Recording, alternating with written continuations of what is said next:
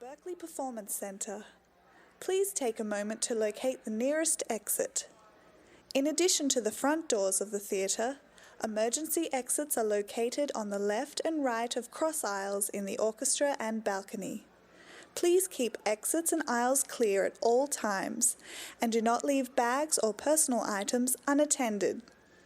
At this time, we ask that you turn off all cell phones and other electronic devices for the duration of the event. Also, please note that audio and video recording and all photography is strictly prohibited in the theatre. Thank you for your cooperation and enjoy the show.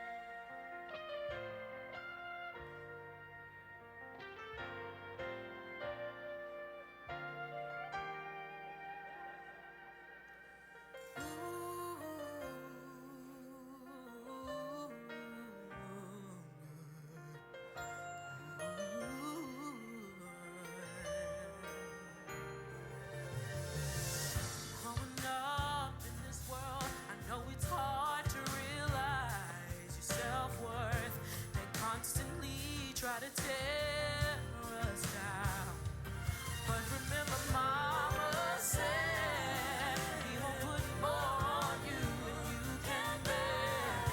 Your gift will make room for you, and I'll be right there to help your dreams come true.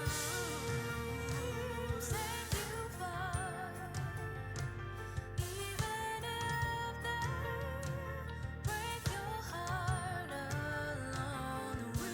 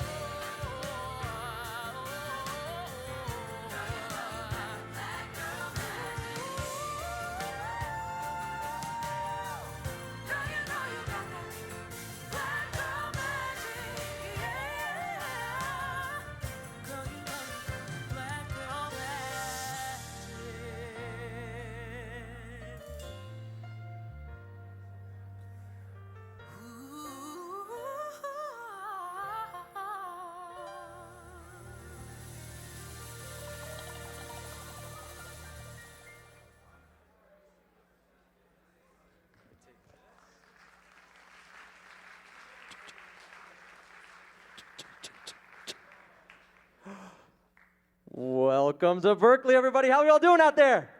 Woo! Wow-wee!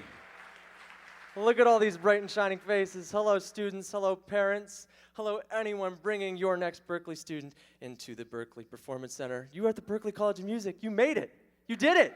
You're here. We have an amazing day planned for you, and it all started with check-in. You got to see some of your enrollment officers and the people that kind of helped you get here. But you should know you did a lot of this by yourself. Your talent, your dedication, all the skill, your parents. Yes, you all helped to get to your location. You're here at the Berklee College of Music, and we're happy to have you here. We've got an amazing day planned for you, of course. But before I even get started with anything, I don't know, somebody on the street this morning called me that guy, which apparently means, oh, he's on the Instagram. Oh, okay, cool. So, you do know that Berklee has an Instagram, right? Yeah, do we follow that? Cool. Okay, well, I guess I'm that guy. So, I need you to all do me a favor. The same excitement that you came out here with when I came out on the stage, you got to bring that into this video here. And, you know, you're here at Berklee, right? You got to warm up those vocal cords, because we're going to be jamming in a few minutes, too. So here's what I'm going to do. I'm going to pan from right to left, and you're going to scream as soon as I bring that camera over to you, all right? You got to show. You're excited, right? We're excited, yes? Hey. All right, cool. Here we go. I'm going to go from right to left, and then you're going to be featured on the Berklee Instagram. How about that? You ready? All right, here we go. 1, 2, 3.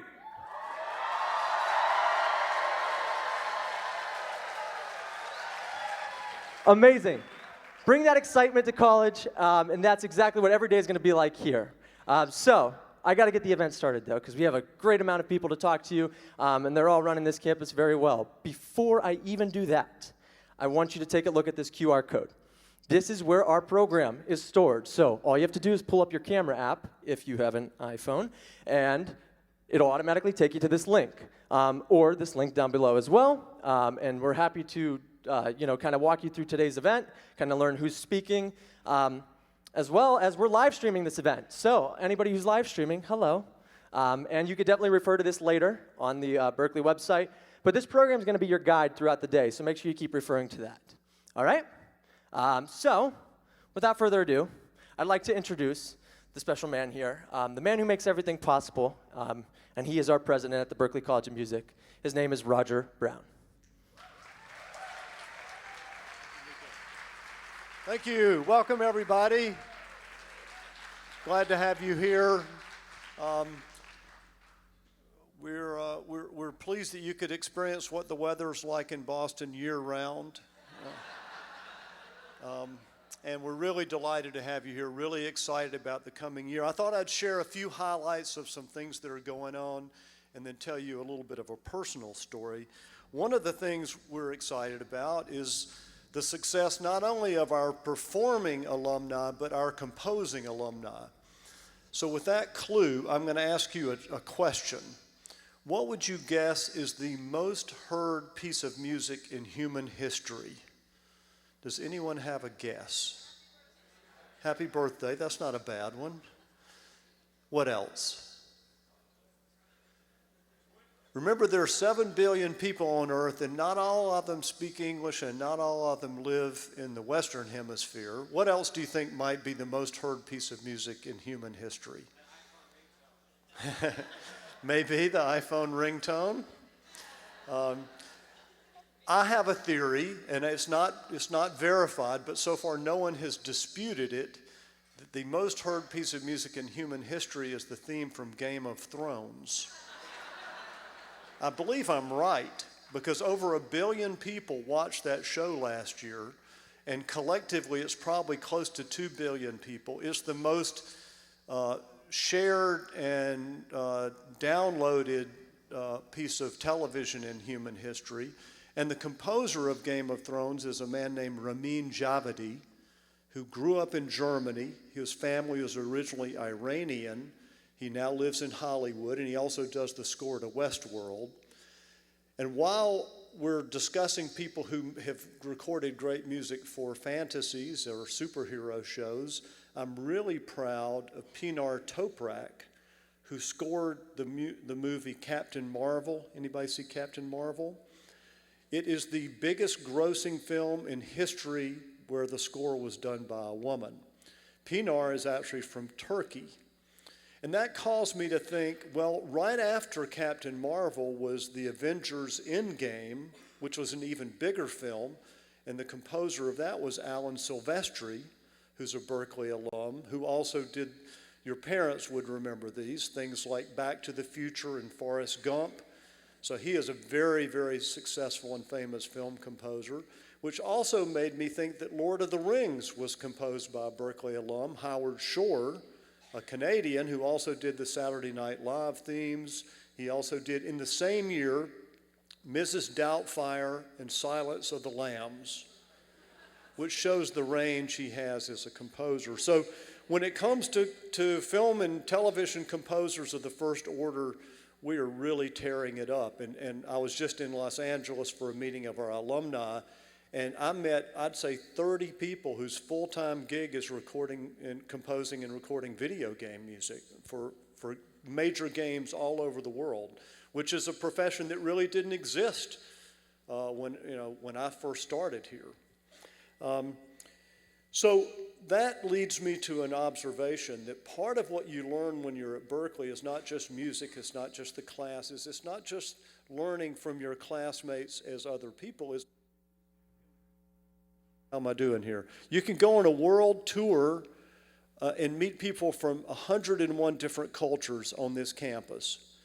And someday, when you've graduated, you can travel anywhere in the world and probably have a sofa or a spare bedroom to sleep on, so you can travel quite cost effectively. So I would encourage you when you come here to really reach out to those people from other countries and get to know them and get to know their cultures.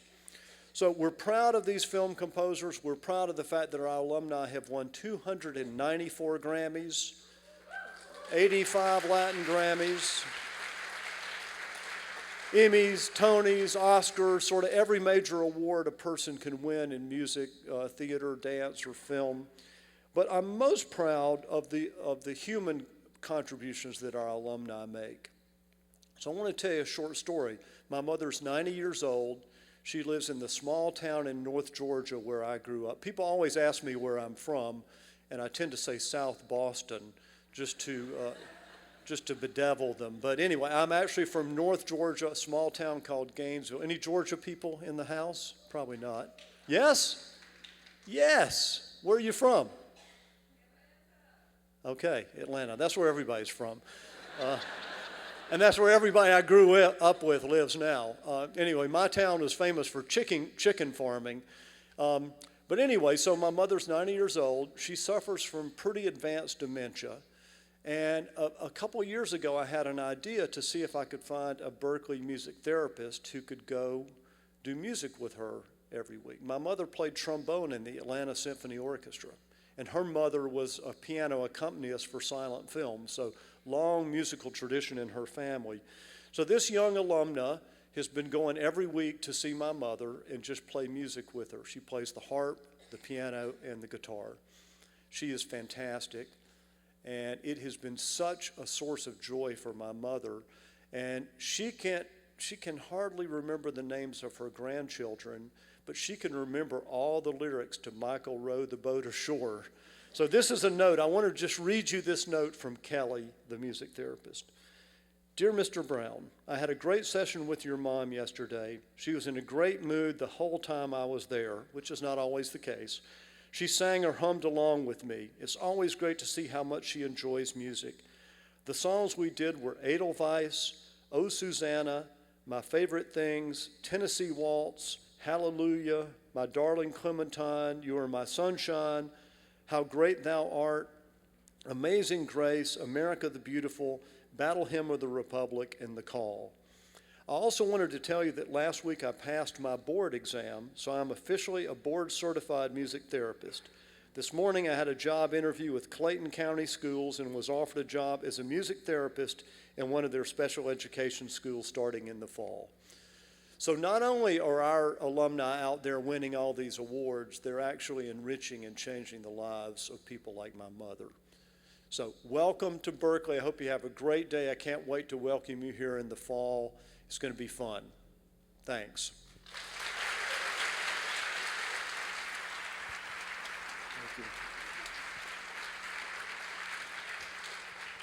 Thank you, President Brown.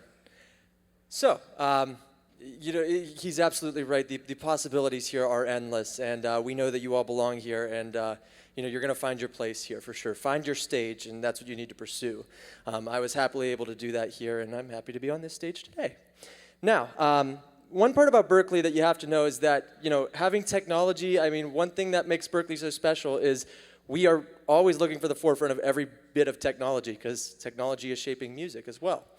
So I'd like to bring out my friend Michael Barillo to talk about all the technology requirements you're going to need, and he's going to explain what it's like to use technology at Berklee. Michael. Thank you very much. Thank you, everybody, and you'll hear this a lot today, but welcome to Berklee and welcome to Boston.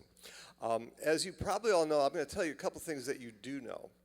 Number one, that everybody working in the music industry these days is up to their ears in technology.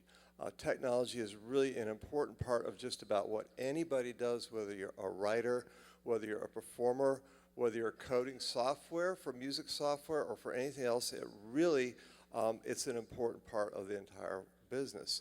The other thing that you know is that all of you know technology. One thing that we can be sure of is that every student walking through the door this September will be very savvy with technology, and I can maybe speak to the parents. You may feel that your children know more about technology than you do, but that's good. One thing that you may not know is that Berklee is actually up to its ears in technology. And about 15 years ago, 16 years ago, we felt that every student at Berklee should be wired. Every student at Berklee should have a laptop computer. And so we started a laptop computer program that was part of the entrance for every student into Berklee. Now, you all have computers, and I can imagine that many of you might have gotten a computer when you graduated from high school recently, and that's cool. That's totally great.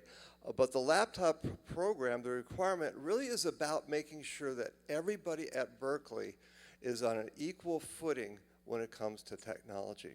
So a couple things about the laptop. There's a couple ways you can do this. Number one, you can come to Berklee and buy the Berklee laptop, and it's a current Apple 13-inch model.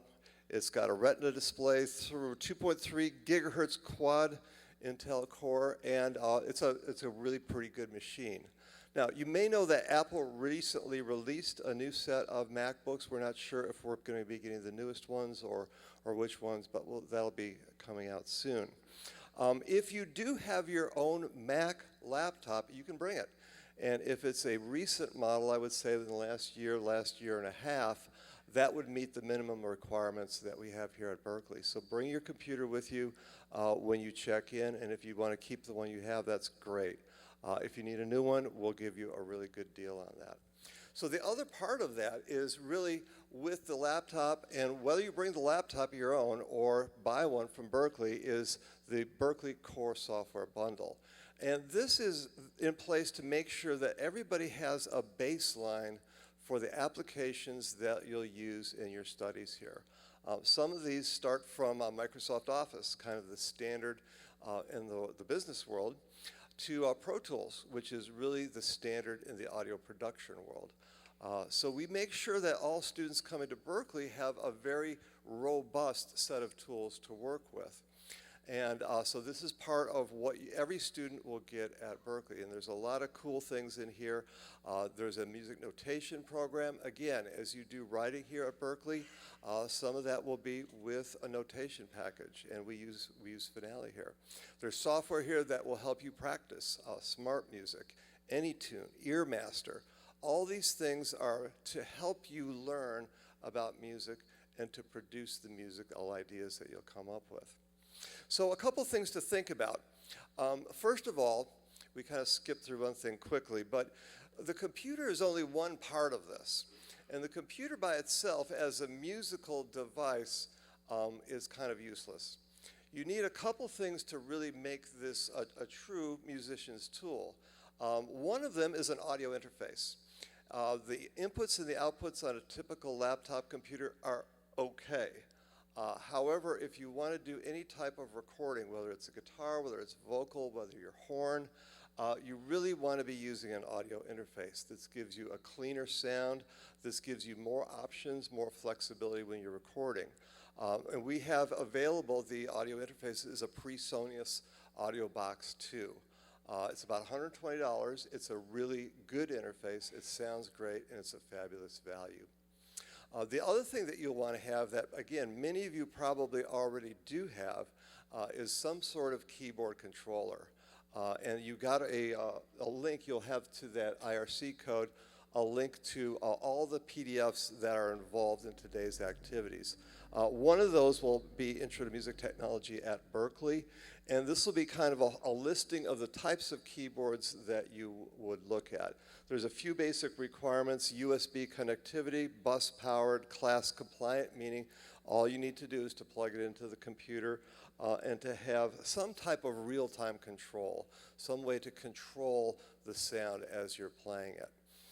So pretty much anything that you go out and get today at Guitar Center, any place, will meet these requirements. But along with this sheet, we've given you some ideas, some recommendations, some places to start with specific models. If you do not already have a keyboard you're bringing, you probably want to think about the size of the keyboard. If you're a pianist, you're probably going to want to have a 61-note keyboard at the minimum. If all you're going to do is play some melodies and bass lines, maybe do some drum programming, you could get away with maybe a 25-key keyboard. So those are the two things that, in addition to the actual laptop, you're going to be wanting to think about. Now, once you get here, there is a core course that you will take in your first semester called Intro to Music Technology.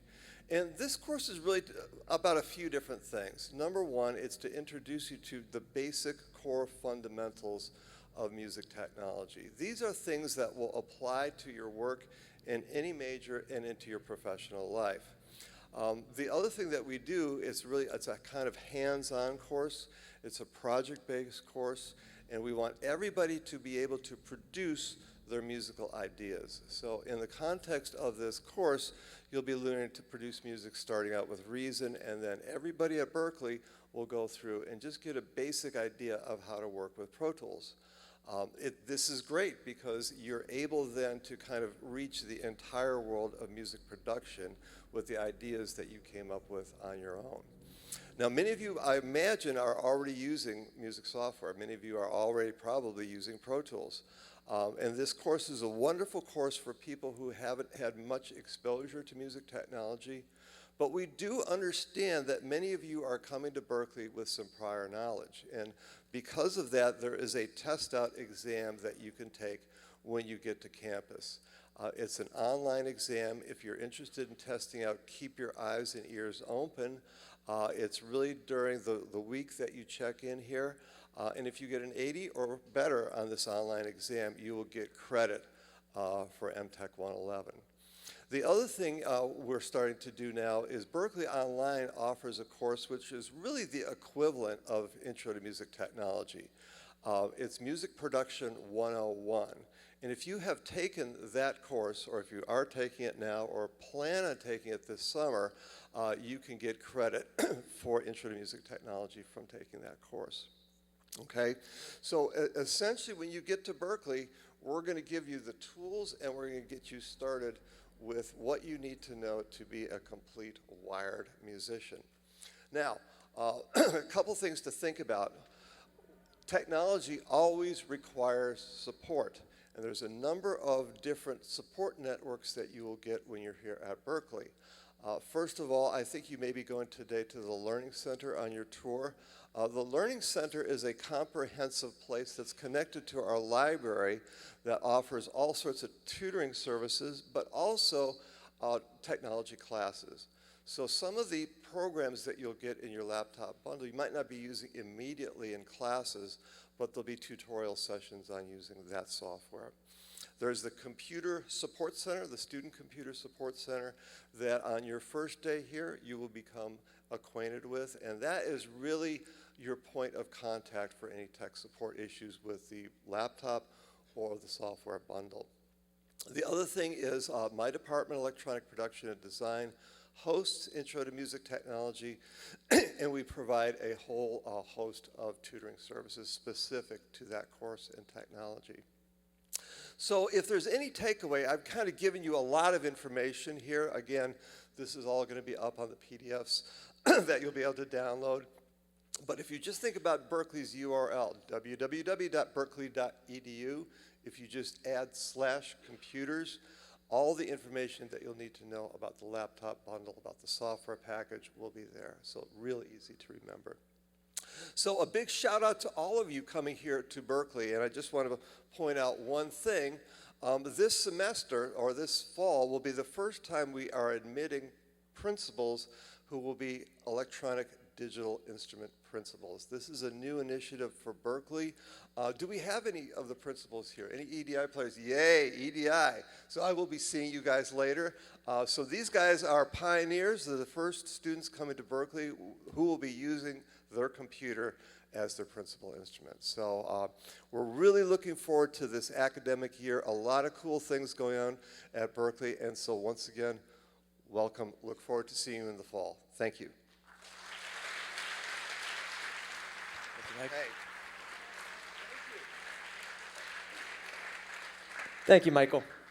All right, so you remember in your audition when they brought that book into that room and you had to look into it and say, read these to the best of your ability. And then you went in the room and you were like, I got this. And then you didn't get this, right?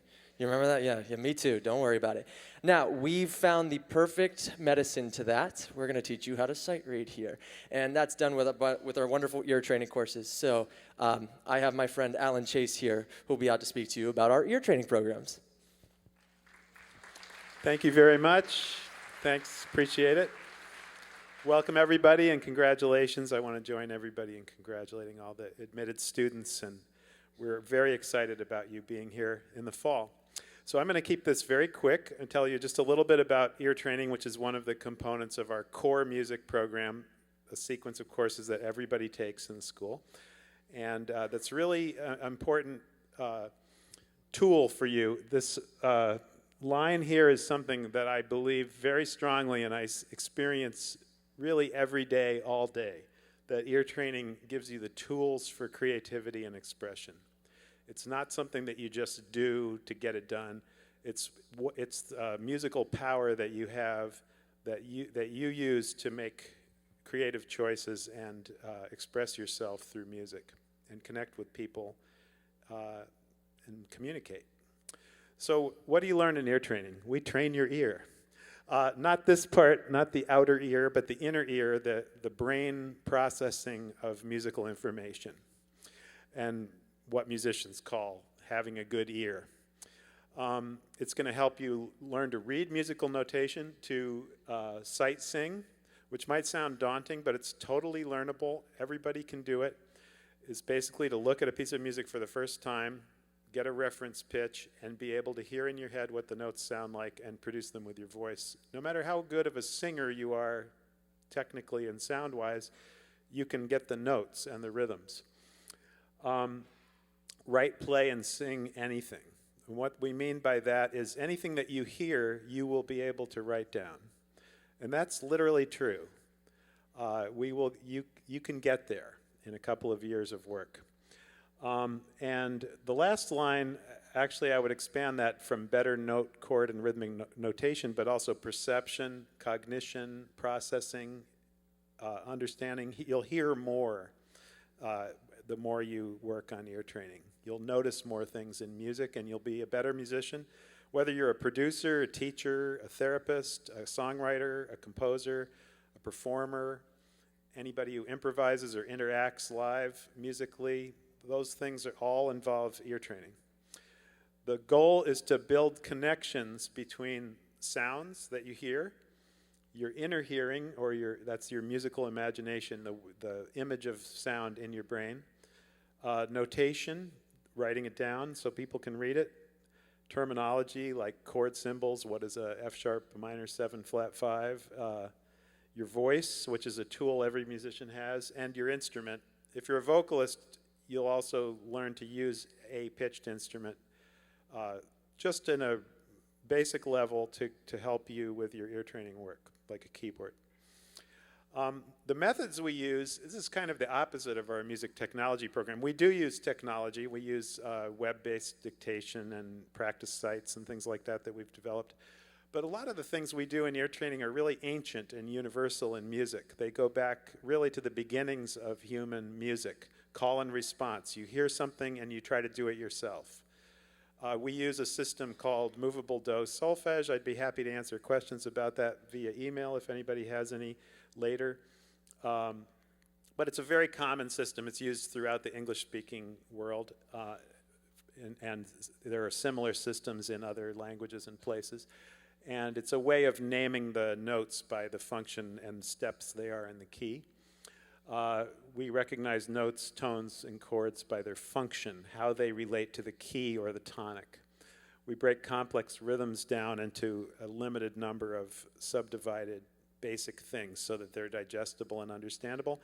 And we use conducting patterns, which is just a kind of movement that grooves with the meter that you're in and lines up with the different beats. And those things help you figure out what is going on in the music and how to write it, read it, etc. I want to dispel the most common myth, and I really, my kids, when they went to school, the phrase became popular, growth mindset. And I am absolutely a believer in this based on lifetime of experience teaching and learning music, that I've still never met a newborn baby who knows augmented from a diminished chord. It is not something you are born with. It's not part of nature. Some people don't have great ears and other people have bad ears. They either learned it or they didn't. That's the only difference. And you can learn it, and you can learn it at any age. Of course, some people learn these things very, very young, at age 3, 4, 5, and they seem like they're gifted. But you are all gifted, and you just, if you have, and we all have gaps in our gift of knowledge and skill, and you can fill those gaps in by learning, and that's what we're going to do in your classes. And it's fun to learn, and you'll have a sense of accomplishment and progress as you start to get into it if you work on it. There's really two things that are key to succeeding in ear training, and these are really the whole story. You have to make steady effort and participate, and that means practicing a little bit several times a week, not cramming at the end when it's too late, not procrastinating, but you have to get in the habit of ear training is something you have to keep working on. It's like learning a foreign language. You can't study it the night before the exam and remember 600 new words. You need to practice it little by little, and then you'll master it. And it's not that much time per day, but you have to do it often. And the other thing is to start at the right level. If you're overwhelmed at the beginning or bored at the beginning, it won't work well. And so we have 5 levels you can start at. And we are here to, at the beginning of your first semester, we're here to get you into the right level, okay? So there are literally 5 different places that people in this room will begin the ear training process at. We want you to be challenged, but not too challenged. We want you to succeed with a reasonable amount of effort. On the other hand, we don't want you to be bored at all. So we want to get you into the right kind of the sweet spot, the right level for starting. If you start in ear training 4, which might be about 8% of you, that means you're going to do ear training 1, 2, 3, and 4 in 15 weeks. The whole program. That's really only for people who have studied a lot of ear training before. Many of you will be in ear training 110, 111, 112. That's like about 80% of the, 85% of the class. 110 goes a little slower and is for people who are newer to notation. 111 is kind of about half the class. 112 is for people who have had quite a bit of experience with these things and can go a little faster. So you don't need to worry about that, but what you do need to do will take only 20 minutes. You're going to get an email from admissions, and it's going to be in your portal, and it's going to be an invitation to take this entering student placement test. It's called ESPA. You're going to hear that phrase. There's different ESPAs, entering student placement assessment. And all it is our best effort to get you into the right level so that you're successful in the first semester and not wasting your time, but not over your head. And it takes 20 minutes. You put on headphones. You don't need anything but headphones. You press play and you answer every question all the way to the end. And if you have no idea, click E, I don't know, or sometimes it's a D, okay? It's a multiple choice test. You'll hear some audio, you'll hear instructions. You just click on what you think the answer is, and if you don't know, you click I don't know. It's not normal to get them all right. Don't worry about it. If you get them all right, you'll be in Ear Training 4, so don't do that unless you know you're getting them all right, okay? Because that would be very scary if you were in the wrong level. Now, but there is good news about that too. We will never keep you in the wrong level. This just gives us an initial idea of placement, and then we're going to fine-tune it and make adjustments, and lots of people are going to move in the first 10 days of class, okay? So the first 2 weeks of school. About 10% of people will make a level change. I think I could go a little faster, or this is a little intense for me. Should I really be in this level? You can ask your teacher and you can move down or up. The teacher may recommend that you move up or down, and you can come to our office and get help and we can move you up and down. So we don't want anybody to ever be stuck in the level that isn't right for them. We're going to find the right level for you very quickly. 90% of the time, that quiz, if you follow the instructions, will put you there. If not, we'll adjust. And here's the information on how to reach us. You'll have access to this later. My email, ASChase, I have a middle initial in my email address. Most of us are first initial, last name. And these are the 3 people who can help you with any questions you have about ear training. Thanks very much. Again, congratulations on your admission, and we're really looking forward to seeing you in the fall.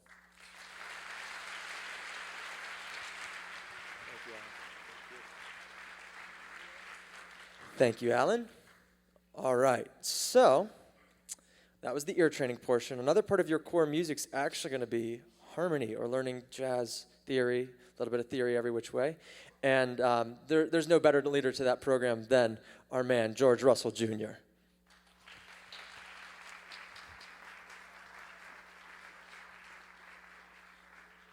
Ah, yes, harmony.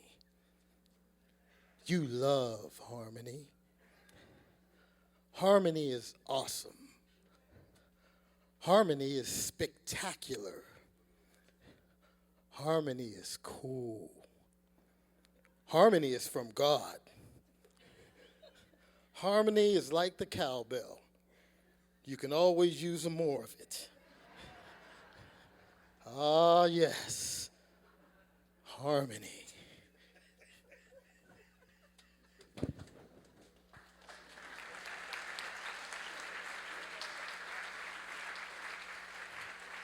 Good afternoon.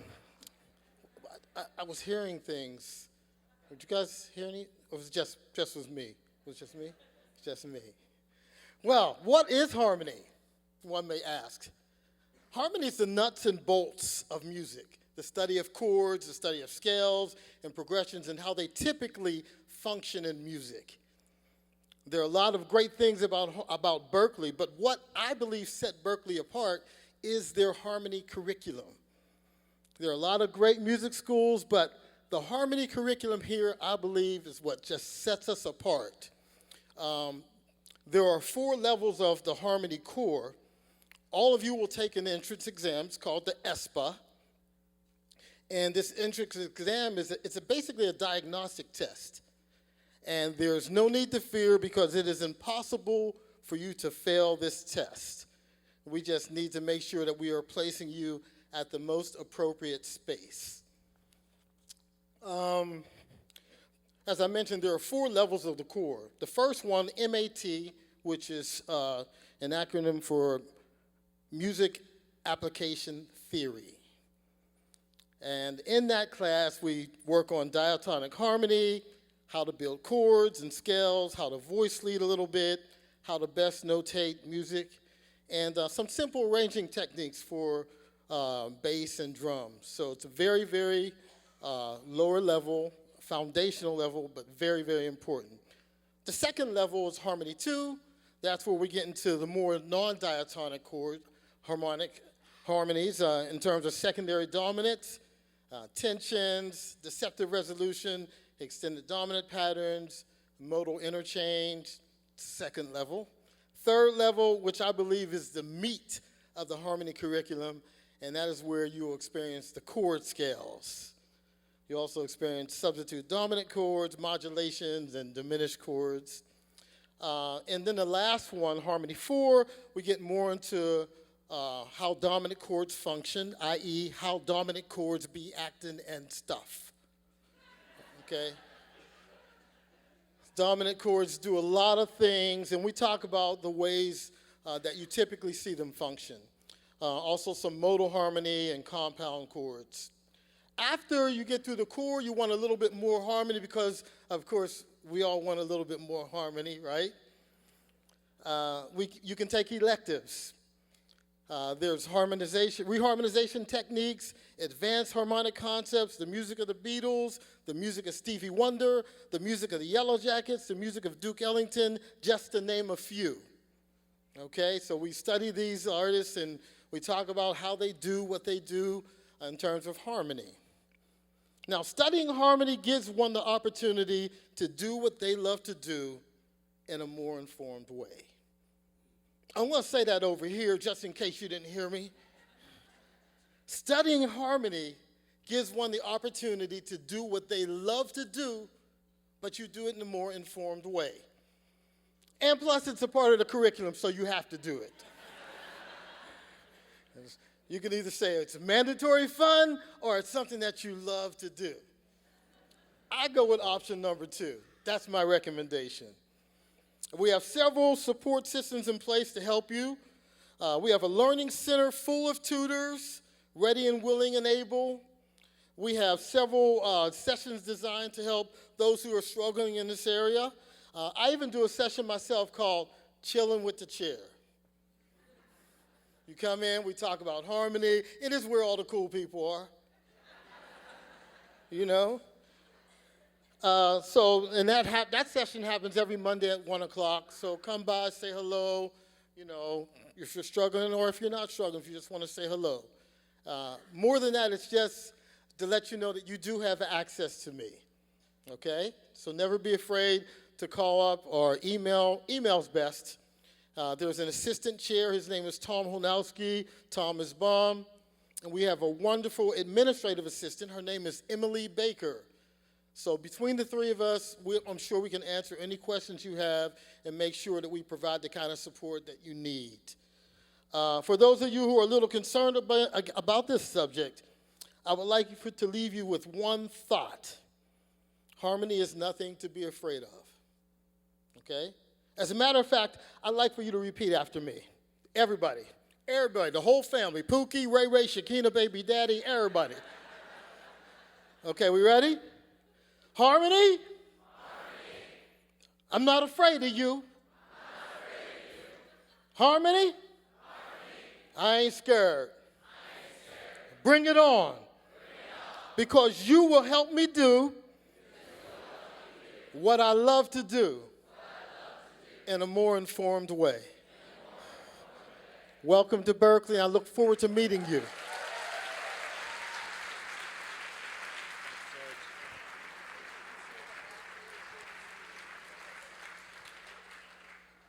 How do you follow that? Oh boy. All right. So thank you, George. So we're gonna let this one introduce itself. You know something about our ensembles here. We're gonna start with a quick video, and then I'm gonna bring out the chair of our ensembles department, Sean Skeet.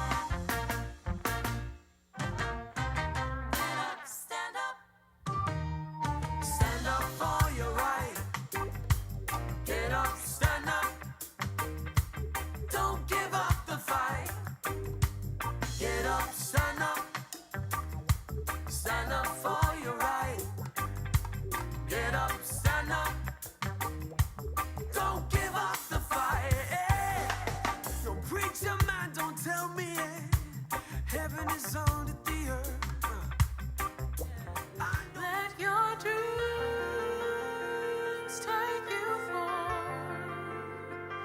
Even if they break your heart, we were meant to be stars. Keep your head high and stay on. Girl, you know you got that black girl magic. Girl, you know you got that black girl magic. Yeah, yeah. Girl, you know you got that black girl magic.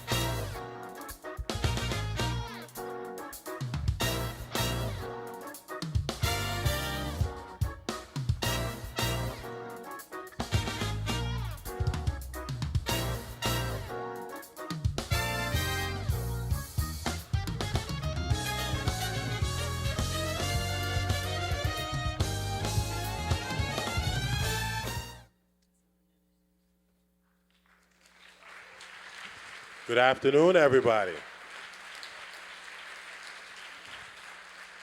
Nice to see you all. Welcome to Berkeley. My name is Sean Skeet. I'm the chair of the ensemble department, and this is Danielle Scott. She's the newly minted assistant chair of the ensemble department, and we call her Queen D. Queen D, okay? If you don't remember anything else from today, remember that name, Queen D. She's going to be a very important person to your Berkeley experience. So my job today, inside of 6 minutes, along with my colleague, is to talk to you a little bit about the ensemble experience and answer a few questions that you may have with the ensembles. All right. So we offer over 400 ensembles in the fall and the spring throughout the year, and it's a diversity of styles. Heavy metal, rock, all the variants of rock, okay? Because I can go through the whole list. I learned there's probably about 40-something from one of my students. All the variations of R&B, hip-hop, neo-soul, disco, funk, jazz, reggae, thank you, Caribbean music, soca, calypso, Middle Eastern music, Greek music, Indian music, anything, Latin music, anything you could think of, pop. It goes on and on and on and on, and we're always building and adding new styles of music. So you're at the best place to have the best ensemble experience on the planet. I feel very confident in saying that. I feel very confident that certainly we have the largest offering and the most diverse offering, and we have the best teachers anywhere, all right? So part of your, well, welcome. I'm happy you're here. I look forward to seeing all of you all in the fall, all right? The first thing you encounter when you get here as part of your orientation is an ensemble audition. How many of you want to know about the entering ensemble audition? Cool. So you're entering ensemble audition, you cannot fail it. That's the most important thing. I've seen a lot of students come in and be quite nervous thinking that they will be kicked out if they do poorly in their ensemble audition. It's just a placement.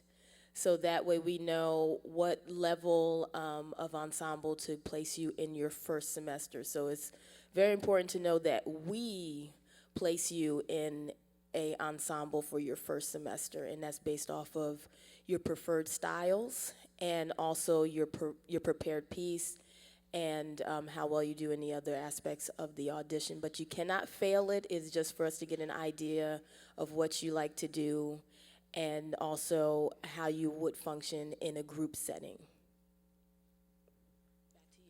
Thank you. How many parents are here?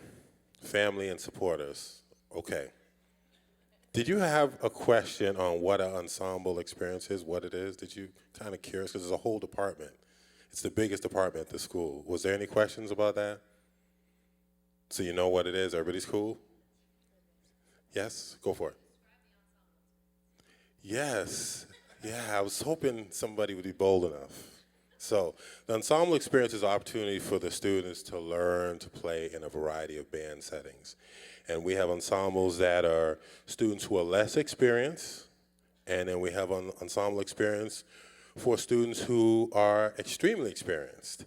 And you could matriculate this system where you learn to play in different band settings with electronic instruments, with DJs, with acoustic instruments, in big band settings, small band settings, in trios, choirs, vocal ensembles, and etc. And you can play your own original music. In fact, we have ensembles specifically catered towards students who want to do their original music. They're developing their songs, so we create that setting as well. And we have one other special type of, many, but one particular special type of ensembles where we call it directed study ensembles, where you propose an idea as a student. You have a band, you put together your band, you propose an idea, you set forth an idea of what you want to study, the styles you want to deal with, whether it's songwriting or a particular artist or a particular genre, and you sort of craft your ensemble experience, your learning outcomes, and you submit a proposal, and then we, should it be accepted, of course, you know, we'll develop an ensemble around you, your very own ensemble. Isn't that cool? Wow, wow, wow. I thought I would get a little more love. Yeah. Look, we're artists, we're musicians here, we're kind of loose, so I shouldn't have to pull it out of you. You should be, you know, you're like about to start college, music school, you should be like hype, like, All right, so Danielle talked about the entering audition, and there's another audition that happens throughout the year. So let's say you come in, we have ratings from 1 through 8, 1 being less experienced, 8 being very experienced. Most students come in somewhere between 2 and 4, just to give you perspective. That's usually where entering students come in. Throughout the year, you're able to do an audition to raise those numbers. And it's similar to the entering audition. However, this is really very specific to your progress within the ensemble experience. And there's a part of it that's your prepared piece, a part of it is improvisation, and a part of it that's reading. And here's one thing I'll say about all of the auditions in terms of your preparation. Play the style that you're comfortable with, okay? If you're a rock player, don't decide to be a jazz player all of a sudden. Okay, if you're a gospel musician, don't decide that you're a rock player that day. Do what you're comfortable doing, what you've been preparing, what you've been developing for your prepared piece. This is really important, okay? Yes, question?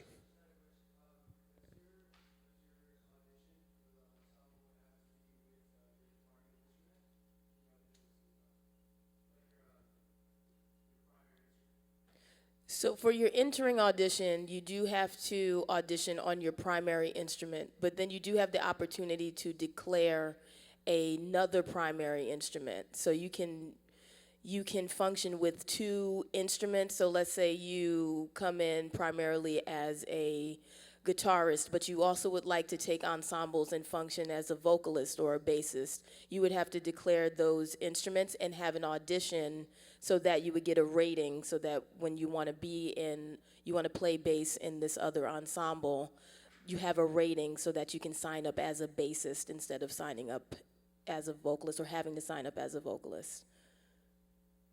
Any other questions? Yeah.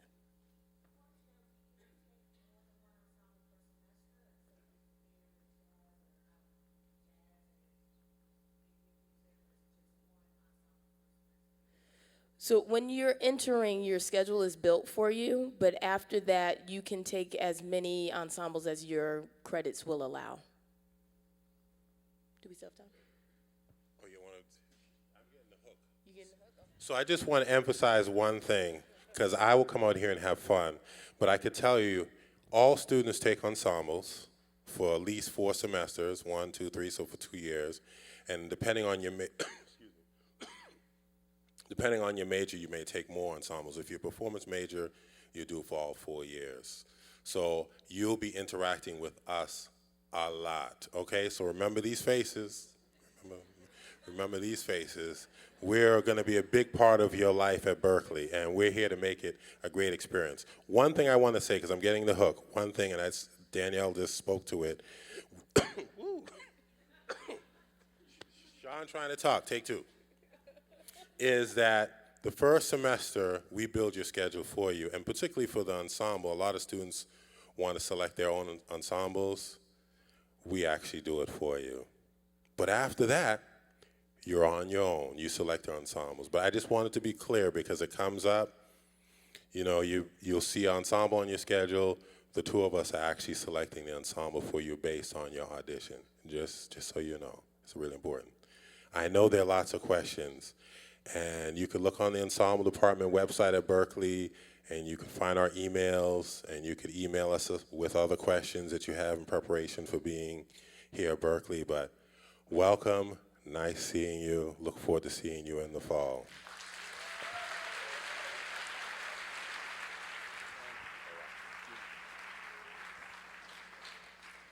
Thank you, Sean. All right, and next up, we want to talk about the liberal arts. Yeah, you have to. If I had to, you have to as well. All right, so here's Simone Pilon to talk about all of our liberal arts program. Thank you. And you know, you have to. It implies none of you want to, but I'm guessing there are some secret nerds out there that are pretty excited about this. And actually, it's one of the really interesting things about Berkeley is as much as everyone is a musician or with a conservatory, a dancer, an actor, a lot of students come with an interest in the liberal arts. We have students who have undergraduate degrees in crazy things like aeronautical engineering, American history, all sorts of things. So there is a lot of variety. But the fact is about 1/3 of the degree requirements are liberal arts. So be prepared for that. And I assure you it's not liberal arts that you'd have at any other school. A lot of them are very unique to Berkeley and designed for artists.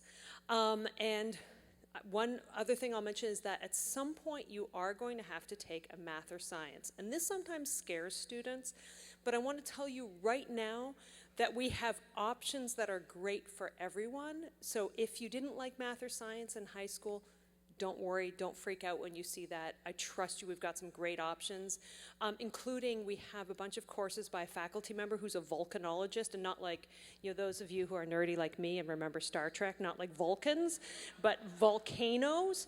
And she was actually our commencement speaker, and she was fabulous. And so she's got some great options about environmental science, oceanography, and a lot of courses that will really, I think, be of interest to you. But today, I'm going to quickly, because I know you're getting ready to get off, at least the students are to go to the instrumental departments, but I want to quickly tell you about what the first semester will look like from a liberal arts standpoint. So essentially, every student coming in the fall is going to be registered for 2 liberal arts classes. One of them is an English class. So most students are going to take a course called Introduction to College Writing, which is a requirement for every degree student on campus. It's a prerequisite not only for most liberal arts classes, but also for some major classes. So who, for instance, is interested in film scoring? All right, a bunch of hands.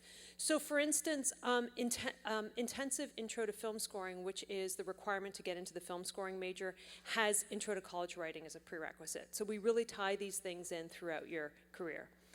If English isn't your first language, you may have to take an English as a second language class before you can take intro to college writing. And I'm going to talk more about that in a minute.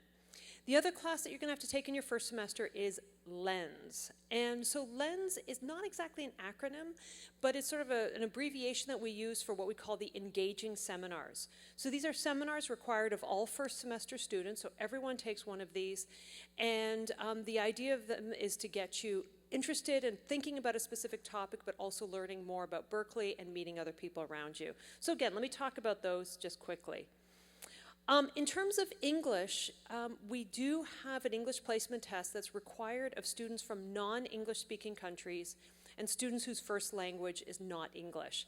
And for the first time, we're going to be offering this online. We actually offered it online to the students who came in this summer. We piloted it. We've done a little tweaking. And this is going to be required of all students who meet this criteria for the fall. So you're going to get a link by email. Please pay attention to that link, because if you don't, we're going to start sending you reminders and more reminders and more reminders that you have to take this. That's going to come out probably about the end of July. And again, we will be deciding who needs to take this, and you'll get that by email. So we are going to ask that you do that. And the deadline's going to be in early August. So there'll be a couple weeks where you can take it. It is online. You will need a computer for this, and it takes about an hour or so. So it's not a lot of your time, but allows us to make sure that you're in the right class. If you are not, if English is your first language, or if you test out of the ESL requirement, as I mentioned, you'll be placed into Intro to College Writing. Now, some students might have transfer credit for that course or AP credit, and if you do, either we'll put you in another English class, or a different class is going to be required towards, that will satisfy graduation requirements. So essentially, you're going to have one 3-credit liberal arts class, probably English, possibly something else if you have a lot of transfer credit.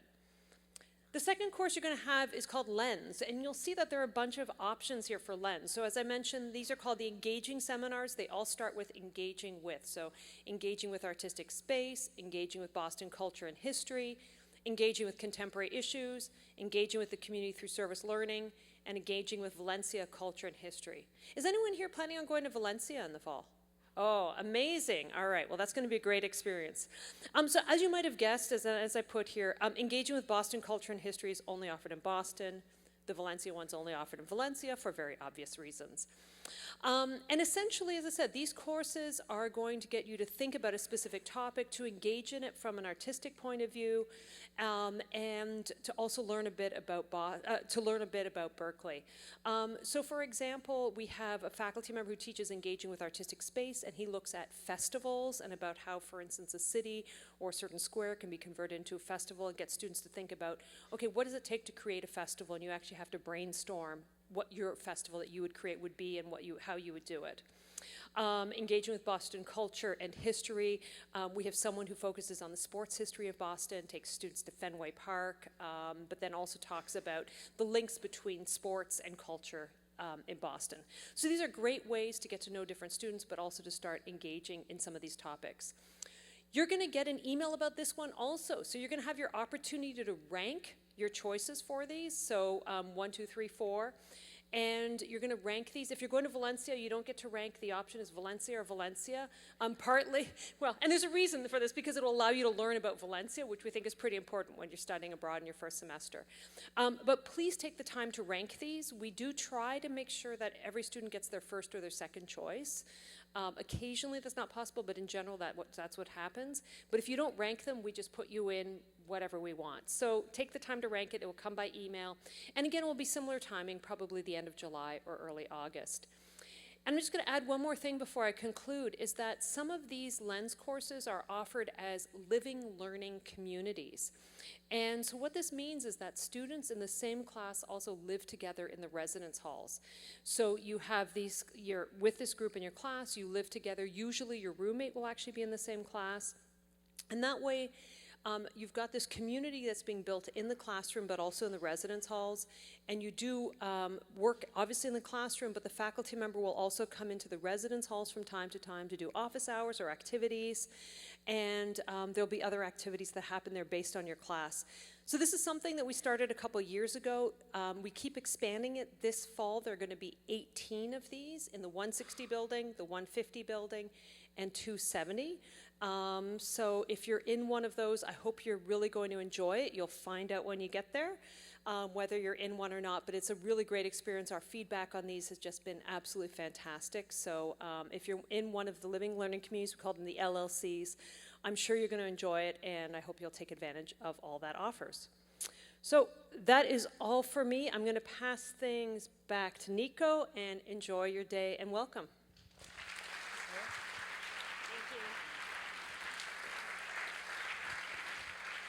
Thank you, Simone. All right, so to keep track of things, here's the QR code once more. All of the things we talked about today are going to be up there, a lot of great resources as well. But we're going to move on here to our next portion, which involves a little more activity for you students. Get your head start at Berkeley.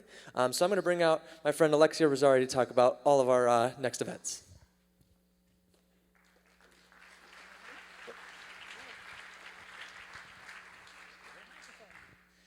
Good morning, everyone. My name is Alexia Rosari. I'm the Associate Dean of Admissions Recruitment. And as an alumna of the college, I want to welcome you to our community. So welcome to Berkeley. You're one of us. Yeah.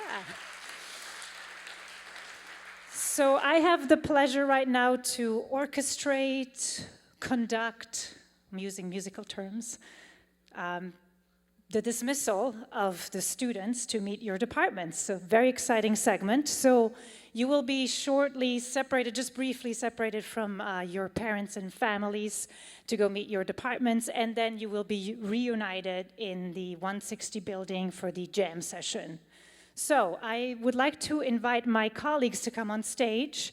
They will be helping you find the departments. So please come on stage, admissions folks. Hello. Here they are. All right. So if you could just line up maybe behind me, all right? And you may know most of them. They're our admissions officers and enrollment officers. So please come on stage. Come on, don't be shy. There you go. So we're gonna organize this by department. So bear with me. We're gonna start with the voice department, which is our largest group. So we are subdividing voice into 3 groups. And if you look behind your name tag, if you're a vocalist, flip your name tag, and you're going to see an orange sticker with a number on it. So anyone who has a number 1 is going to follow our number 1. It's going to follow Suzanne, and she will bring you to the voice department. We just have to split it up because it's such a large group. So if you have a number 1, please get up now. Everybody else stay seated. And Suzanne is going to lead the way, and please follow Suzanne. Only the people that have a number 1, and only the students, the parents and families, stay here. Don't leave us. All right. We're just going to wait a minute.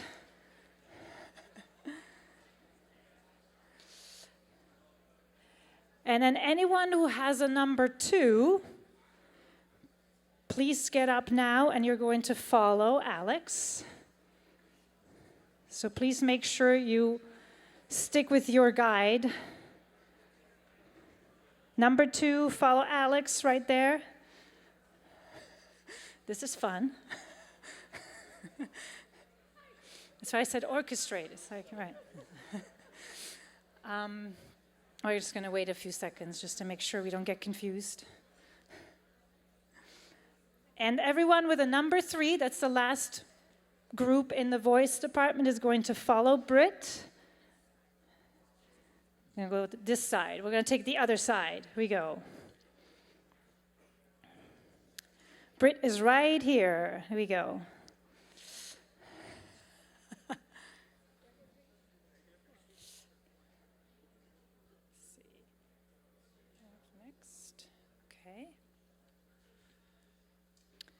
And then guitar is next. We have 2 groups for guitar. So same thing, if you're a guitarist, look behind your name tag, and you should have an orange sticker with a number. Anyone with number 1 is going to follow Marek. So please get up and follow Marek.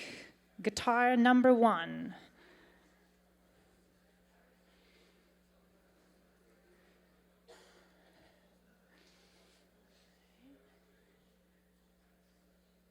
Okay. Number 2. Guitarist with a number 2 sticker, follow Shannon.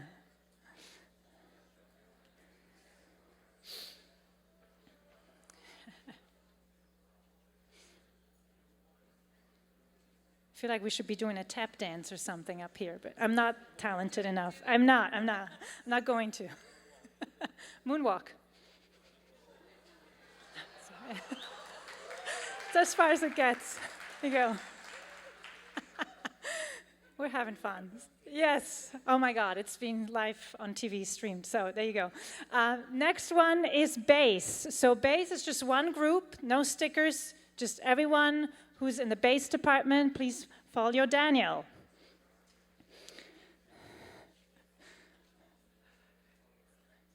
All the bass players.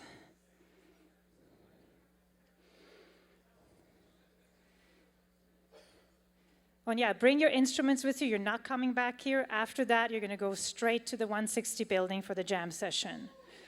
And ice cream, my favorite part, ice cream. All right, next group is brass. Brass is going to follow Rosemary. All brass players, please get up and follow Rosemary.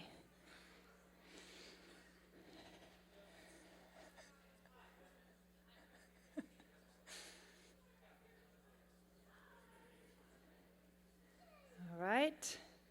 Yay! And we have percussion next. Please follow Drew. There you go. Let's make some noise. Percussion.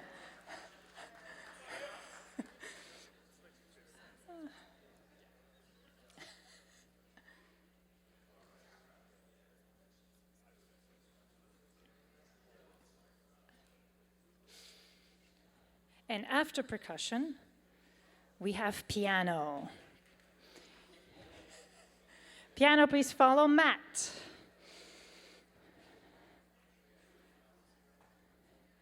I want to give it a little bit more time because I know in the lobby it's going to get a little congested. So to give people time to find each other. Yeah, let's do that. So strings, correct? Strings, please follow Mike on this side, just to split it up a little bit.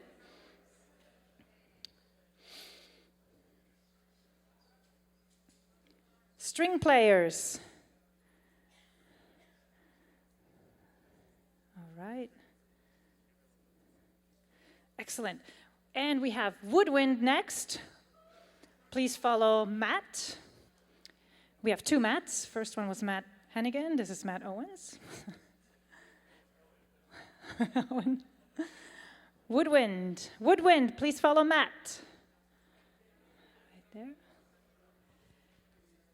And last but not least, very excited, first time this year, we have electronic digital instrument. We have EDI students here with us. We're going to follow Lee. All right. Do we have our EDI folks? Just want to make sure. EDI. Excellent. And that concludes this segment. Thank you very much.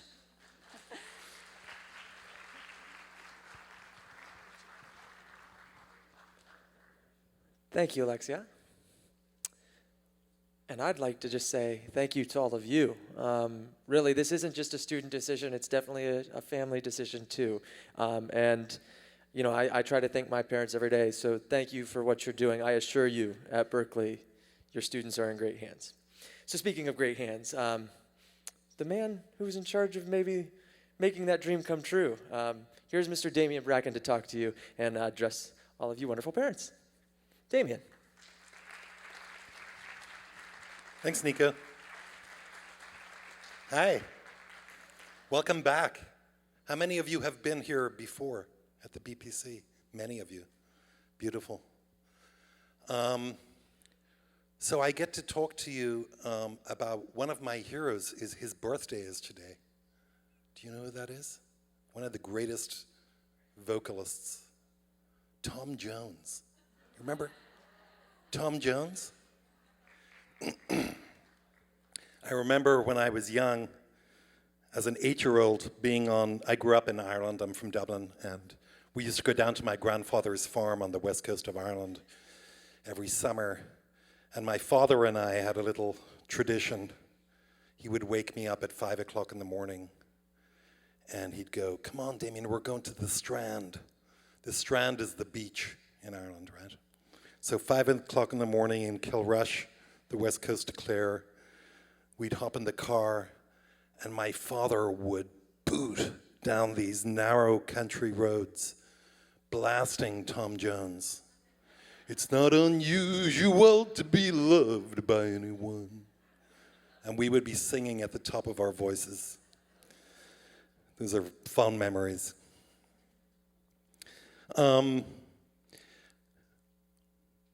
that they're gone, we can get into the real stuff. No, I'm kidding. I just wanted to spend a couple of moments talking to you about this incredible community. I mean, I know you've gotten a sense of it throughout the experience of applying to Berkeley, and you saw more of it today. I loved those little presentations. Everybody has their own kind of style about how they present on their departments at Berkeley. But there really is an incredible kind of bond with everyone here around music. It's quite simple when you think of it, but it's also quite profound.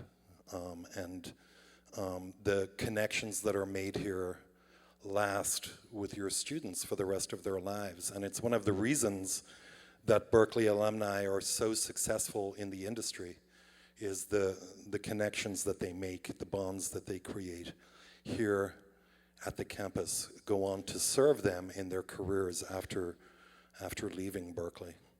And one of the pleasures of my career is traveling the world, meeting young musicians. I just came back from Puerto Rico. It was the 25th anniversary of Berkeley in Puerto Rico, which is a week-long teaching program for young aspiring musicians. And we did auditions and we awarded scholarships and we saw incredible talent. And that was kind of the beginning of my recruitment year for next year, because most of those students that we awarded scholarships to will apply for the fall 2020. And so I'm constantly in this cycle of discovering new talents and drawing them to Berkeley, and it's a real pleasure. But I want all of you to know, as parents and guardians, that you are now also part of this incredible community, and I want to encourage you to visit as often as you can, come back. There's a lot that happens here at Berkeley. In the mid-fall, we have a Parents' Weekend. That's an incredible event. You get to go to class at Berkeley, which is always fun. And just reconnect with your students and get to meet many of the faculty that are working with your students. And so I encourage all of you to come back and visit us then. Part of the function of being here today, one of the main focuses of having your students here today is to meet with each of their instrumental chairs, and so that's where they've gone off to today, and then we'll all convene back in the 160 building for a jam session and a parent information session. So I know that as you're kind of watching this presentation, there are questions that are occurring to you. We will be in the Eisenson room over in the 160 building, and we'll be available to you to answer all of your questions. We don't want any of you to leave today without having all of your questions answered. So thank you again so much for being here, and I look forward to seeing you over in the 160 building, and we'll move on with the program. Thank you.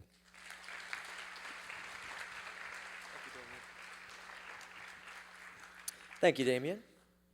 All right, so another big priority, something that I realized when I was here was, oh boy, what if I get sick?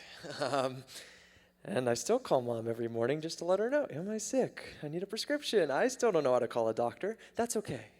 We have some great resources on campus. And to talk about all that today, here's Leah Driscoll from Health and Wellness to tell you about how your students' health will be obtained at Berkeley.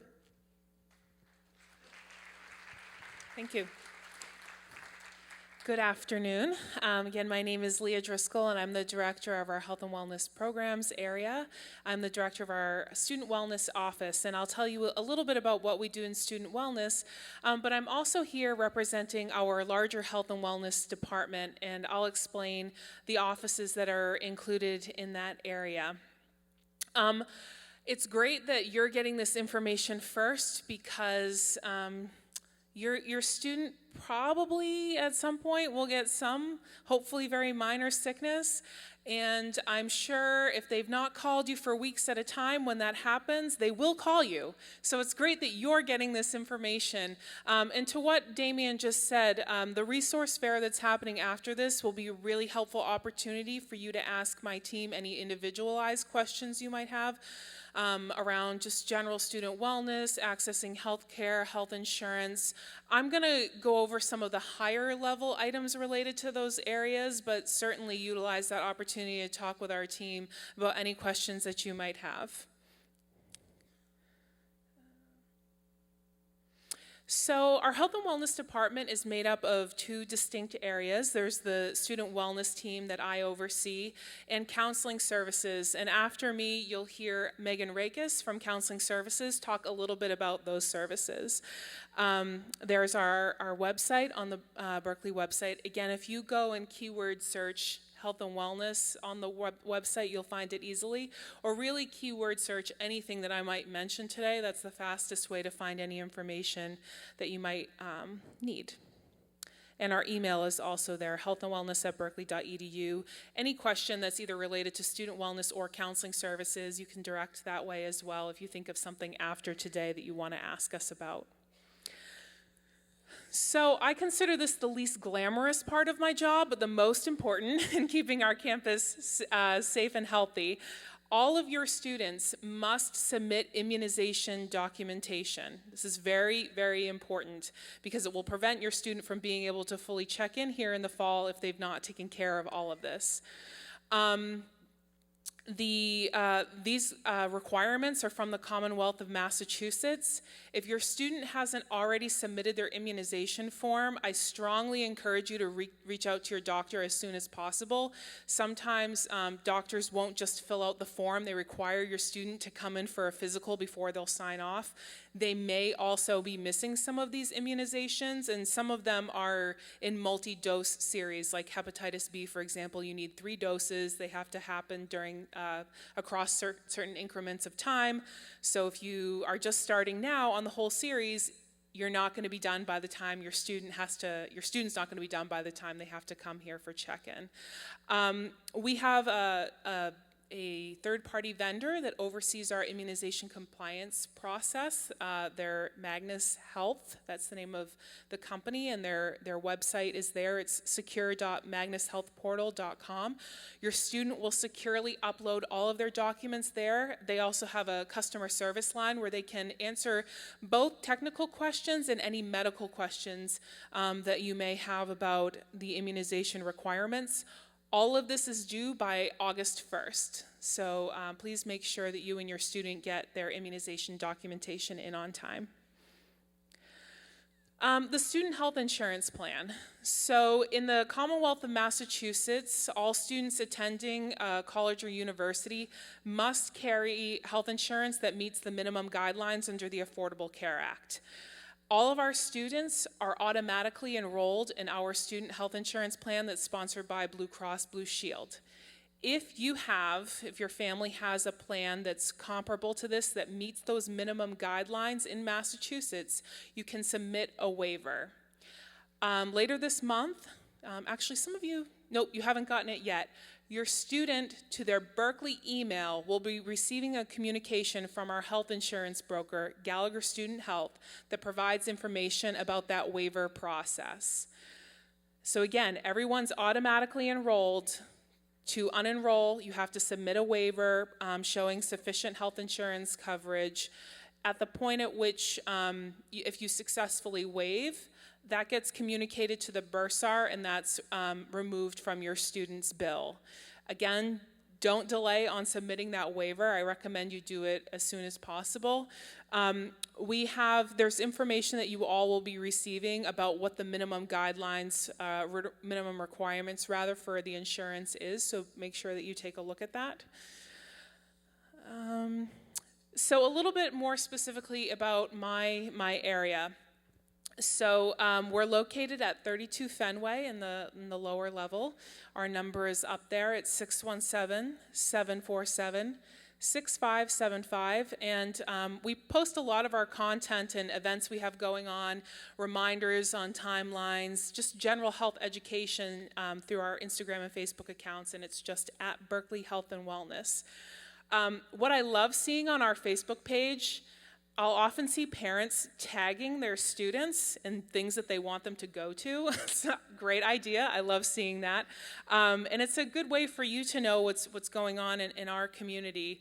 And your student certainly is going to be getting a lot of information, and their health and their well-being is very important, but it's not always at the top of their priorities. So it is helpful for parents to be able to give a little bit of extra guidance and a little push there.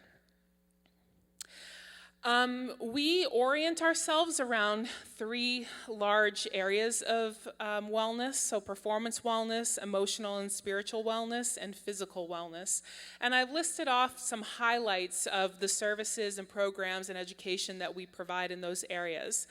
Around performance wellness, I'm really proud of the work that we do in this area, because our intention in our office is to help your student have a long, sustainable career. And a lot of that relies on them developing good habits around their musicianship, not overplaying, intervening when they're starting to feel pain early and not waiting. Your student may find that they're playing a lot more here than they were in the past.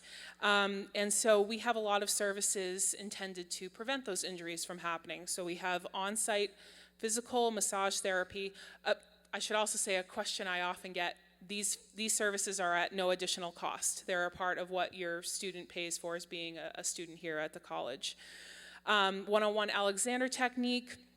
We're very lucky in that we have weekly doctors from Boston Children's Hospital, the sports medicine area, who come on and do on-site injury evaluations. So most of our services are intended to be used short-term and in a preventative way, but if your student is having a longer-term injury that's happening, a repetitive use injury, it's really great that we have the doctors come on, because they can streamline them getting into sports medicine, which has a division of their area that's specifically for performers. They do amazing work. Feldenkrais workshops, and then something we started last year that I'm really excited about is we offer free hearing screenings annually to all of our students. We've partnered with Mass Eye and Ear, which is one of the premier eye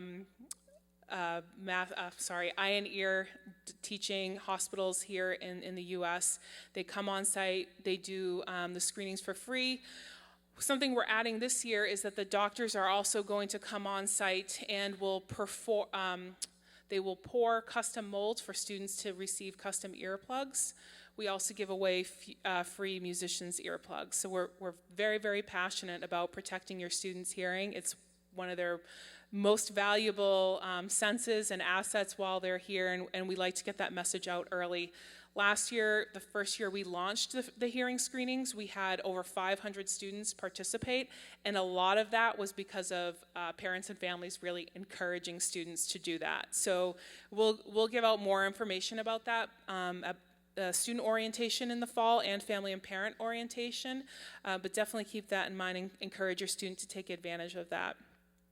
In terms of emotional and spiritual wellness, Megan will talk a little bit more specifically around counseling services, but in addition to that, we also offer free one-on-one Reiki, weekly yoga, meditation, and Tai Chi classes, some online emotional health screenings, and stress management programs like pet therapy and chair massage. So something I didn't note is up in the top right corner, there's a student who participated in the hearing screenings, and in the bottom are 2 students taking a selfie with a chicken.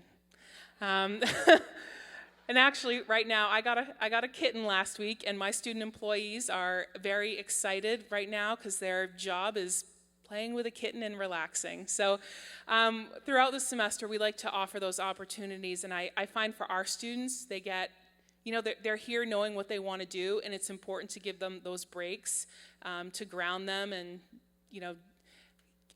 just reorienting them to just normal everyday life that isn't always just about music, and it's a good way to relieve some stress.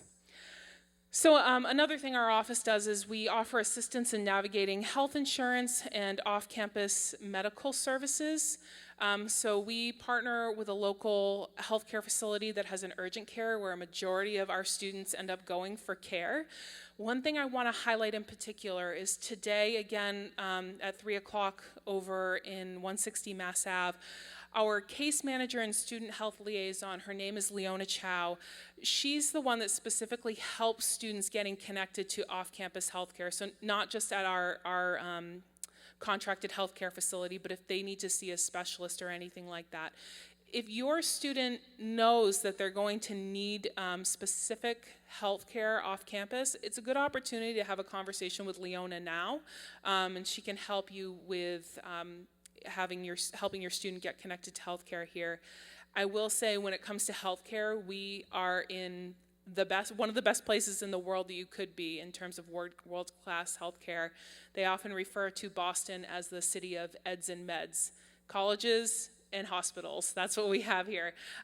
So we have a robust network of facilities that we refer students to. So please have a conversation with Leona today if that would be helpful to you. We also offer nutrition counseling, information about sexual health, alcohol, tobacco, and other drug education, and then we provide information about local fitness opportunities for students as well. So again, welcome here. I hope you get a lot of important information today, and enjoy the rest of your day. Thank you very much.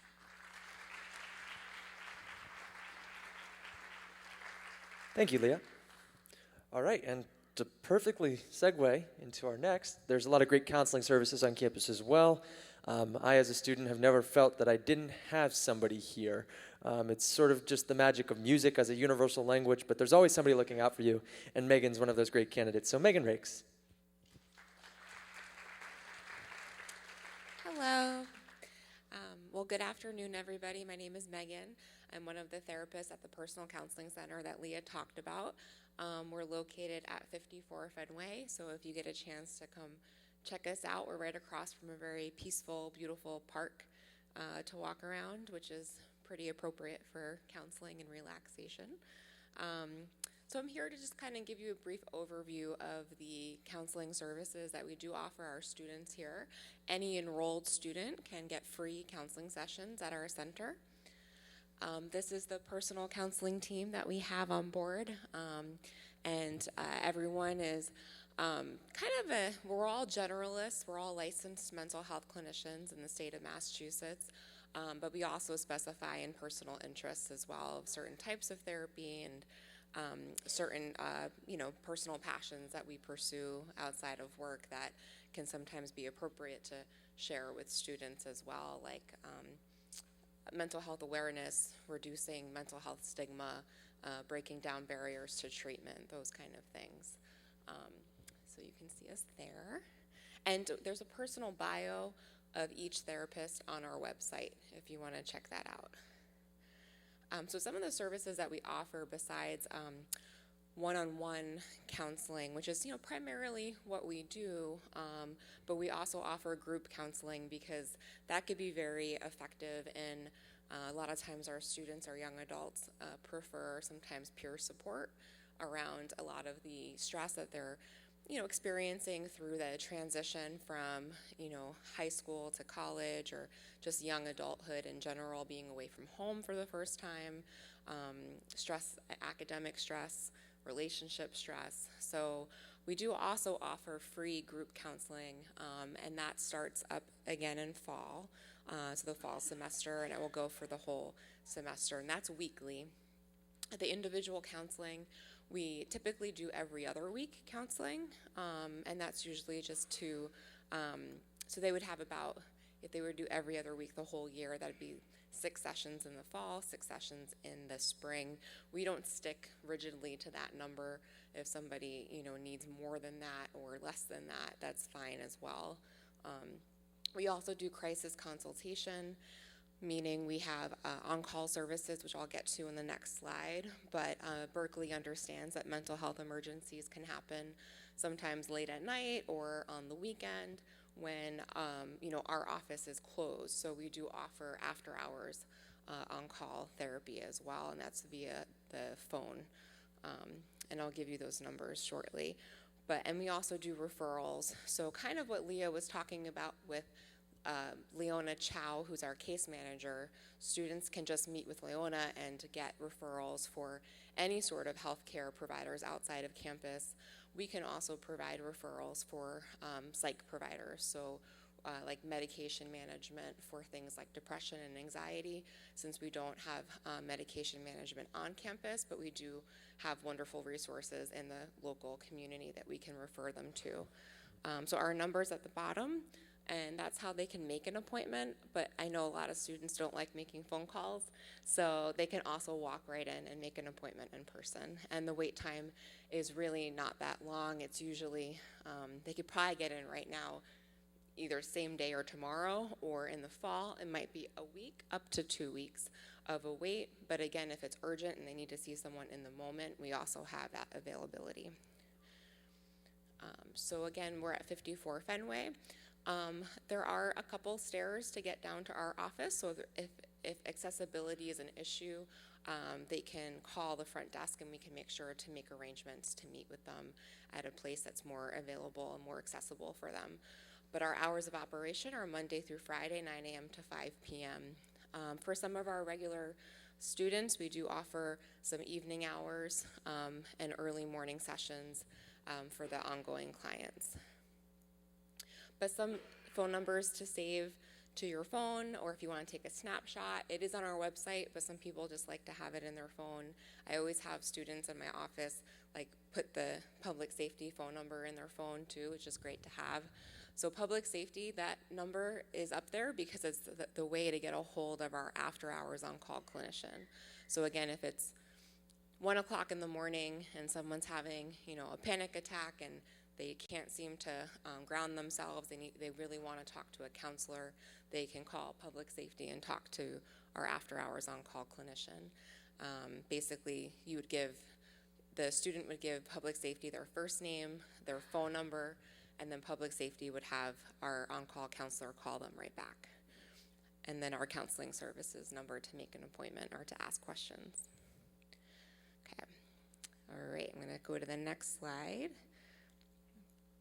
So again, we work as a team with our health and wellness partners. So Leah, who is just up here, they're in our neighboring office. They're under the same department as we are, and so that, that is for a reason. We see our Berkeley students as holistic, whole beings, and so our job is to really combine our forces to kind of support them mentally, emotionally, spiritually, physically, so that they have a positive experience here at Berkeley and that they are able to leave here really a whole person, right? So you want to have a positive experience professionally, but you want to have a positive experience personally and hopefully grow during that time as well. So we have amazing students here, and one of my job perks is seeing them as freshmen and in their first year and going towards graduation, and just seeing how far they've come and seeing how confident they've grown in who they are and kind of who they've become. And so it's really kind of a pleasure to watch that and to get to help nurture that as well. And so again, we do have an extensive database as well of professionals in the Berkeley area, in the Boston area, who do things like, let's say someone had a specialized need for treatment for PTSD or things like that, and things that we can help with here, but if they want more long-term, we have wonderful specialists in the Boston area, and we're connected to them through our extensive database that Berkeley pays for to allow us to have access to all of those specialists. So it's not hard for us to get a student connected for whatever their need might be. We just need to know about it. So if the student can call, if as Leah said, you can nudge them to even get in early. They might say, no, I'm fine. I did counseling back home, but I don't need it here in school. I would say even if they're feeling well, just the transition itself is such a stressor that it can be helpful to make that appointment for October before midterms, and see if you already have that lined up, and that might be helpful. Self-care, again, talking about transitions. Biggest thing I hear, and probably the first thing I ask for a lot of my students when they come in is, how are you sleeping? How many meals are you eating per day? Are you able to do things that you enjoy outside of school? Like if they are an avid runner and they haven't run for the past 2 months and then they're feeling sluggish and kind of depressed, that could be something we can try to add back into their daily routine. Just trying to remind, your students to make sure they're eating, make sure they're sleeping. I know there's a fear of missing out if they go to bed early, but to know that if they go to bed early one night, they might just really need that. So we talk about getting those 7 to 8 hours of sleep. And then asking for help early, like we talked about too. And personal counseling may not be for everybody. It may not be something that, culturally, religiously that you may believe in, and that's okay too. If the student's curious, they want to check it out, that's fine. If they'd rather do like the massage chair therapy or the pet therapy that Leah was talking about, that's fine as well too. So it's never forced upon anyone. It's always a choice for the student. So what to do in an emergency? We do know mental health emergencies can happen at any time. People get unexpected, surprising, bad news or a bad grade, or there's a breakup, or there's a death in the family, God forbid, but things like that. So you want to make sure that we're there to support them. And so, walk-in hours, you don't need to have an appointment to come in and talk to a therapist. We do have somebody who's at the office from 9 a.m. to 5 p.m. who has a schedule available for emergencies. And then we also have the after-hours clinician that we spoke about, and that's through calling public safety. Okay, well, thank you so much for your time. I hope you enjoy the rest of the day.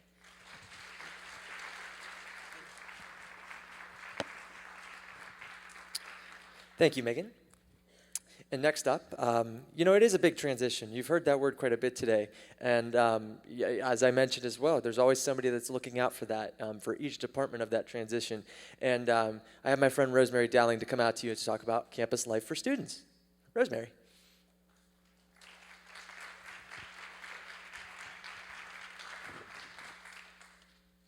Hey everyone, how you doing today? Whew, we're almost there, don't worry. So as Nico said, I'm the Director of Campus Life, which means I get to work with our Orientation and Family Programs team, as well as our Student Involvement team, which oversees our clubs and organizations. I like to also refer to myself as the Director of Fun.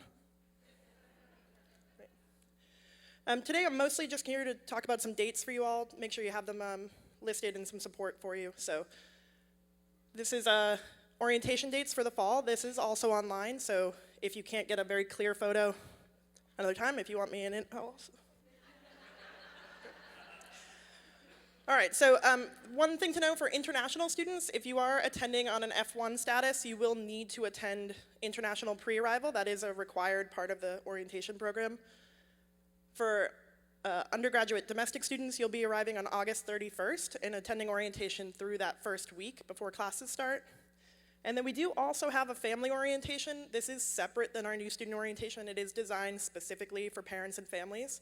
So we do encourage you, if you're able to attend that, there's a lot of information we'll review, resources, make sure you feel adequately supported and ready to help your students.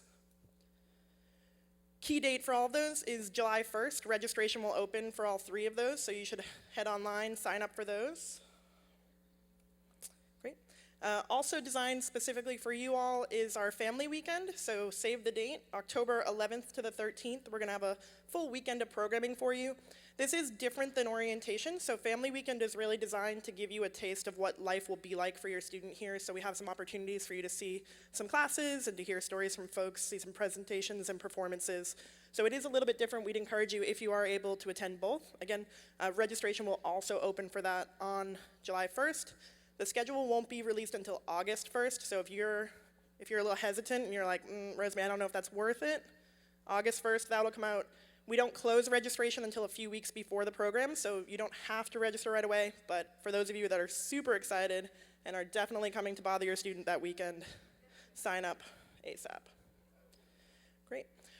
And then lastly, stay connected. So our office, the Orientation and New Student and Family Programs office has a bunch of resources designed specifically for you all. So we do have a Facebook page. It's at Berkeley Families, and we do post almost every other day on that with resources and support for you. Over the summer, we do a series of Facebook Live events with various offices around campus to help your students transition. And then our email is just NSFP, so New Student Family Programs at berkeley.edu. If you have any questions or you're having a hard time trying to figure out who do you ask a certain question, that's what we're here for. So let us know. We'll help you navigate that, figure it out. And we do have a family newsletter. Anyone whose email was included on the application should already be receiving these. The first one went out June 5th. So if you're not receiving that, I would check your spam folder, and if you're still not receiving that, send us an email at NSFP. We'll make sure you get added. We do send 5 of those over the summer, and they're specifically designed to help you make sure you don't miss any information. That's it. Whew, crushed it. All right.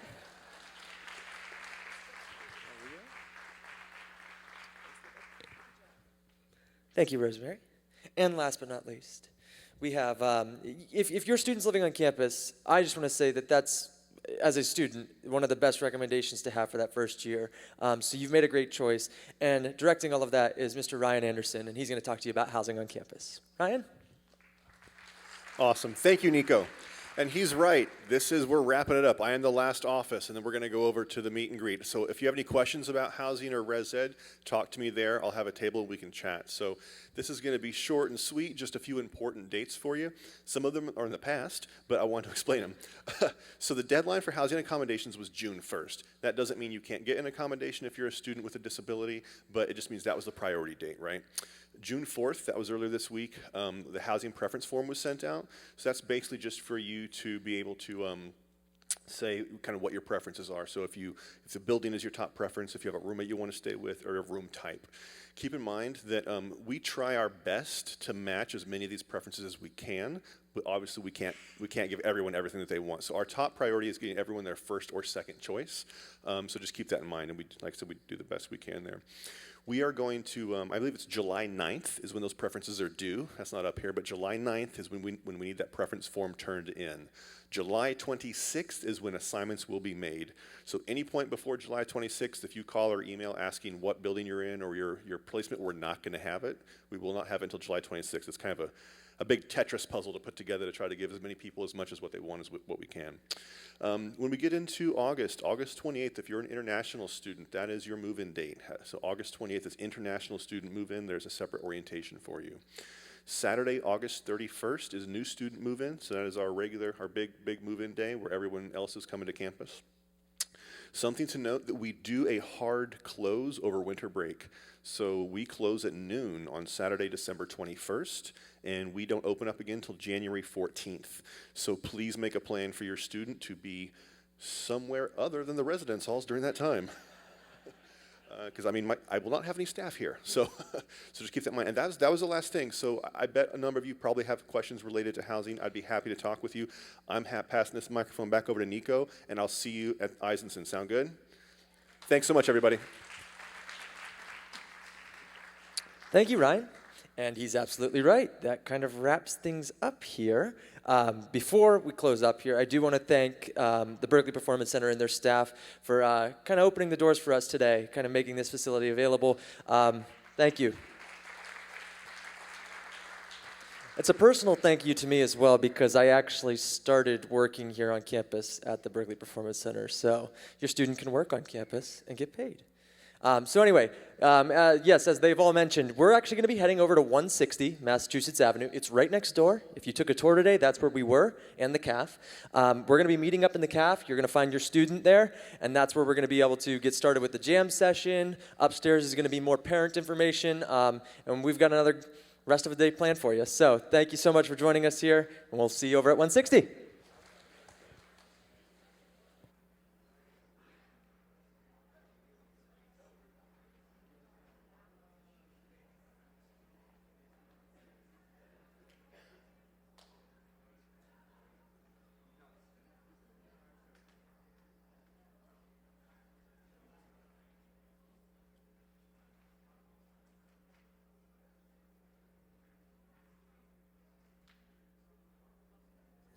Baby, relax your mind, close your eyes, and just know that it's the sound of me.